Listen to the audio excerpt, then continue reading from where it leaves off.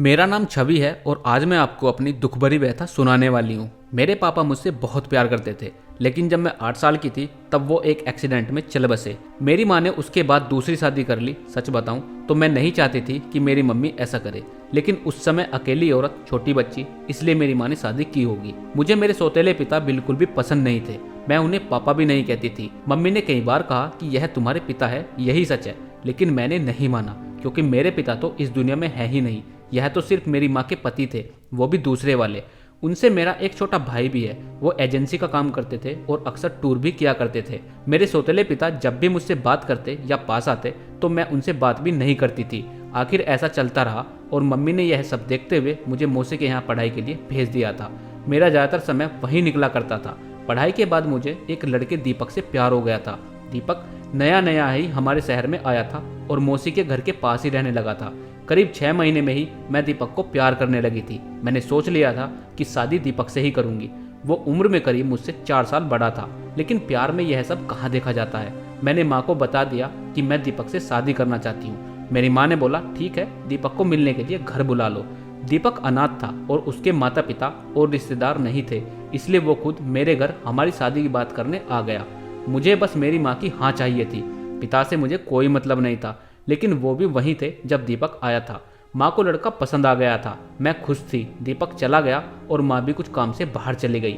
जब मैं घर में अकेली थी तब मेरे सौतेले पिता मेरे पास आए और बोले, तुम उस लड़के से शादी नहीं करोगी। मैंने मुंह बनाकर कहा, आपसे किसने पूछा। इतना कहकर मैं वहां से जाने लगी। तब उन्होंने मेरा हाथ पकड़ा और कहा कि तुम उस लड़के से शादी नहीं कर सकती। इस बार उनकी आंखों में थोड़ा गुस्सा था। मैंने कहा, मेरा हाथ छोड़िए और मुझसे दूर रहिए। मैं अपने कमरे में गई और दरवाजा बंद कर लिया। जब माँ आई तब मैंने कहा कि तुम्हारा पति मेरे साथ बदतमीजी कर रहा था। माँ ने कहा, चुप रहो, कुछ भी उनके बारे में मत बोलो, वो हमेशा तुम्हारा भला सोचते हैं। मेरी माँ के आंखों पर तो जैसे पट्टी बंधी थी। माँ ने फिर रात में मुझसे बोला कि यह लड़का दीपक सही है, फिर भी तू अच्छे से जान पहचान निकलवा ले। अब मुझे सब समझ आ गया था कि उन्होंने उनके कान भर दिए थे। मैंने माँ से कहा कि खोट दीपक में नहीं, तुम्हारे पति में है। वो मेरी शादी नहीं होने देना चाहता। पता नहीं उसके दिल में क्या है, लेकिन मैं दीपक से ही शादी करूंगी। मेरा फैसला मेरी माँ अच्छे से जान चुकी थी, इसलिए हमारी शादी तय हो गई। शादी की तैयारियां होने लगी। मैं बहुत खुश थी। इस दौरान मैंने उनकी आंखों में अजीब सी बेचैनी देखी। मुझे साफ दिखाई दे रहा था कि वो नहीं चाहते कि मेरी शादी हो। आखिर कौन बाप ऐसा सोचेगा, लेकिन वो पिता नहीं थे। आखिरकार शादी का दिन आ गया। सुबह मैं अकेले में दीपक से छत पर बात कर रही थी। जैसे ही मैंने फ़ोन रखा, मेरे मुंह पर किसी ने पीछे से रुमाल रखा और मैं बेहोश हो गई। जब मुझे होश आया तब मैं एक कमरे में एक बिस्तर से बंधी थी। मेरा मुंह भी बंद था। मेरी शादी वाले दिन मुझे यहाँ कौन उठा कर लाया।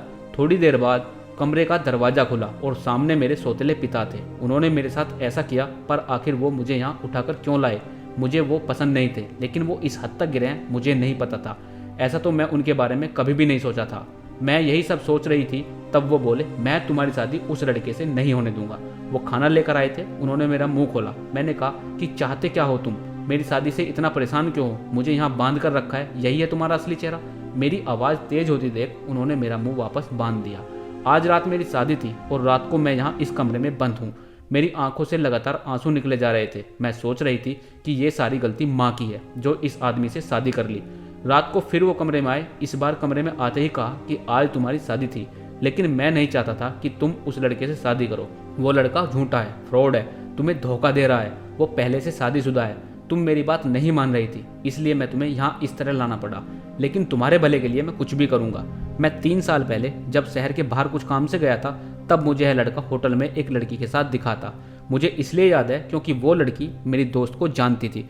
उस समय उसने उससे बात की थी, तब भी वो चुप था और मुंह छिपा रहा था। जब तुम उसे घर लाई तब मुझे लगा यह वही है, इसलिए मैं तुम्हें मना कर रहा था। मैं जानता हूँ तुम मुझे अपना बाप नहीं मानती, लेकिन मैं तुम्हें हमेशा अपनी बेटी मानता हूँ और मैं वही करूँगा जिसमें तुम्हारी भलाई हो।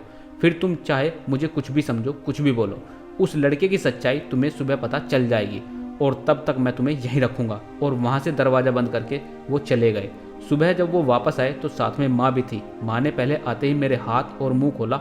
मैंने मम्मी से कहा कि देखो इस आदमी ने क्या किया। अभी तक मुझे उनकी बातों पर रत्ती भर भी विश्वास नहीं था, लेकिन फिर दरवाजे से एक औरत आई। उसके हाथ में एक छोटा बच्चा भी था। वो औरत बोली कि यह सही बोल रहे हैं, वो आदमी धोखेबाज है, उसने मुझे भी धोखा दिया। वो अनाथ नहीं है, उसके घर वाले भी हैं। सामने खड़ी वो औरत और उसका बच्चा, मेरी माँ, इन सबको देखकर मुझे भी अब यकीन होने लगा था।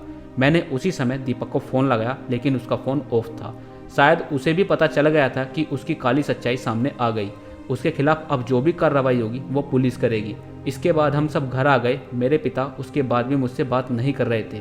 वो ऐसे ही रह रहे थे जैसे पहले कुछ भी ना हुआ हो। 5 दिन बाद उनका बर्थडे था। मैंने पहली बार केक बनाया और उन्हें सरप्राइज़ दिया। उन्हें बोला हैप्पी बर्थडे पापा। मेरा ऐसा बोलते ही उनकी आंखों में आंसू आ गए।